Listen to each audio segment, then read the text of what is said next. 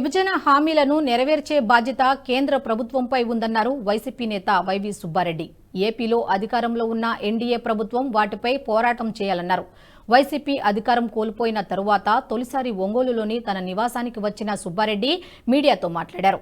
తెలుగు రాష్ట్రాల మధ్య ఉన్న ఆస్తుల పంపకాలు, వివాదాలు పరిష్కరించుకునేందుకు ఇరు సీఎంలు భేటీ కావడం మంచి పరిణామమే అన్నారు.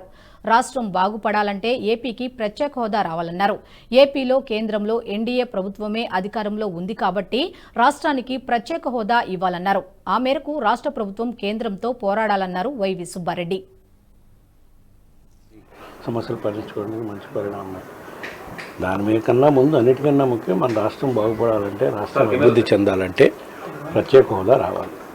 ఎన్డీఏ పార్టీలో భాగస్వామిగా ఇక్కడ ఉన్నారు, ఇక్కడ ఎన్డీఏ ప్రభుత్వం పాలన ఉంది, అక్కడ ఎన్డీఏ ప్రభుత్వం బాగానే ఉంది.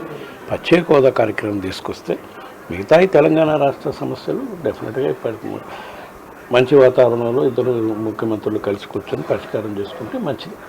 సార్, ఇసుక పాలసీలో గత ప్రభుత్వం అన్ని క్రమాలు చేసింది. ఇప్పుడు మేము ఫ్రీగా ఇసుకిస్తున్నాము, నిర్మాణాలు కూడా బాగా చేపడుతున్నారు, పనులు కూడా ఎక్కువ నడుపుతున్నారు. నిన్నే మొదలుపెట్టారని చూసా పేపర్లో. నువ్వు ఇప్పుడే బ్రహ్మాండంగా నిర్మాణాలు మొదలైనవి అని నువ్వు చెప్తుంటావు.